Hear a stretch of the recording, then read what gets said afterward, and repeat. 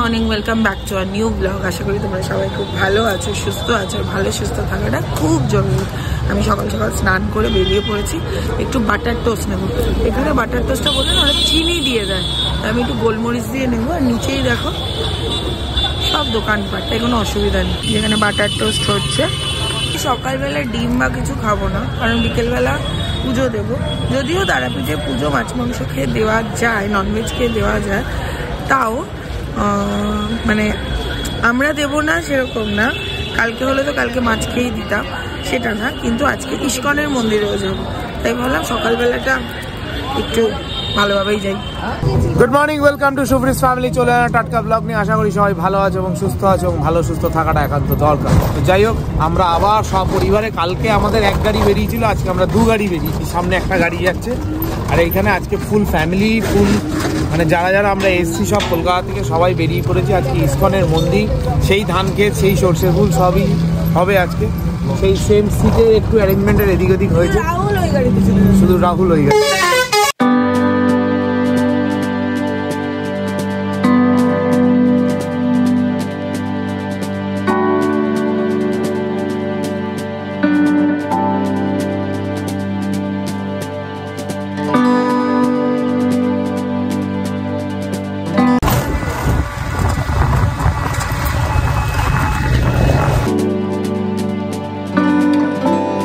আমরা চলে এসেছি সর্ষে খেতে।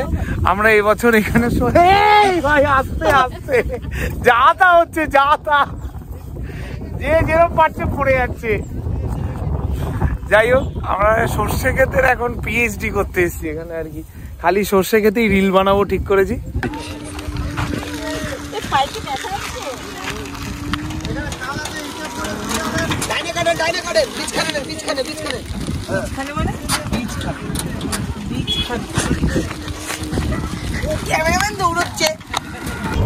ওই যে মন্দিরের চূড়া দেখা যাচ্ছে,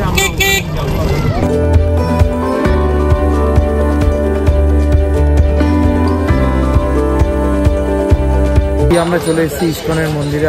এখন এখানে একটু দর্শন করবো, করে তারপরে আমরা যাবো আবার ওইদিকে ধান খেতে। প্রচুর লোক এখানে, দেশ বিদেশ থেকে প্রচুর লোক আসে, দেখা সাক্ষাৎ করে।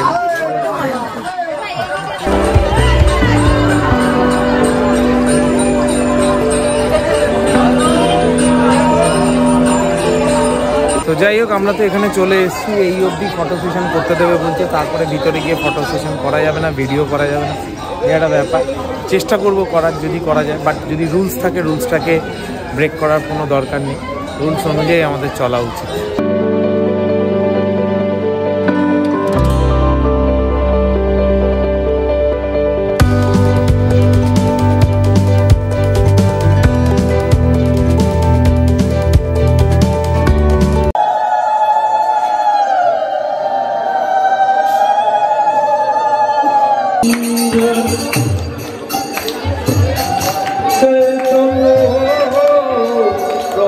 এখানে পুজো আছে, খুব ভালোভাবেই ছিল, ভালো অনেক কিছু জানতে পারলাম, অনেক কিছু দেখতে পেলাম। যাই হোক, এখন আমরা যাচ্ছি কালকের যে সর্ষে খেতে গেছিলাম সেইখানে। ফ্যামিলির অনেকেই যাইনি, তাদের সাথে আজকে আবার যাচ্ছি।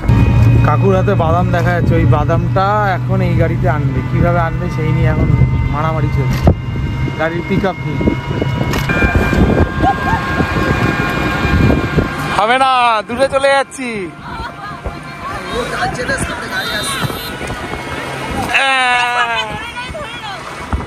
এই কালকে যেখানে এসেছিলাম ওইখানেই এখন সব আবার চলে এসছে।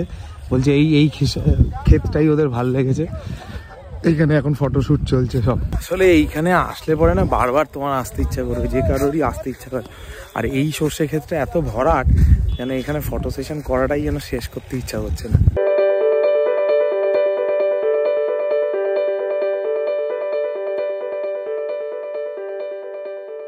বাড়ির থেকে পাজামা, পাঞ্জাবি, জিন্সের প্যান্ট, জামা সব একটা জায়গায় বার করে রেখেছিল। আমাকে বলেছিল চুজ করে না, আমি ভুলে গেছি আনতে।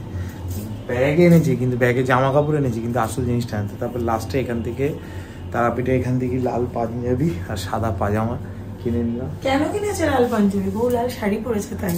ও তাই নাকি? ওকে, শুভ মুহূর্ত প্রচন্ড রোমান্টিক হয়ে যাচ্ছে, দিনকে দিন বয়সটা বাড়ছে তো তাই। আমরা এখানে বেরিয়ে গেছি পুজো দিতে।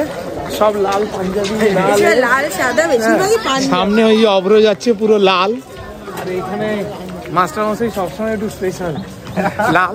আরেকজনকে পাঞ্জাবি কিনা লাল পরাতে পাঠিয়েছি রাহুল। আর এই হচ্ছে হলুদ। ভাগ্যটা কি লেভেলের তুই জানিস? তোর জন্মদিনে তুই তারাপীঠে পুজো দিতে পারছিস রে।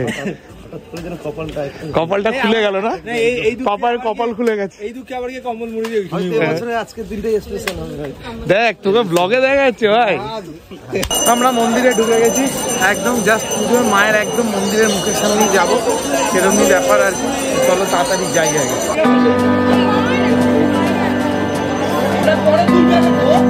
একদম মন্দিরের সামনে চলে এসেছি। আর আমরা প্রায় দাঁড়িয়ে আছি এরকম জায়গায়। আমরা সবাই চলে এসেছি এই মন্দিরের সামনে, পুজোটা দেওয়ার অপেক্ষা। মোটামুটি ঠাকুর দর্শন করেই এখন বসে আছি। পূর্ব অগ্রজিৎ, হ্যাঁ যাই হোক এখন আমরা ওয়েট করছি হচ্ছে আরতির জন্য। মানে আমি এত কাছ থেকে কোনোদিন দেখিনি, করে উঠেছে তখন এই মালা পড়াচ্ছিল বাবা, তাই না? এখন এই প্রসাদটা ওরা মাথায় করে নিয়ে যাচ্ছে, এবার সবাইকে বিতরণ করবো আমরা হাতে করে।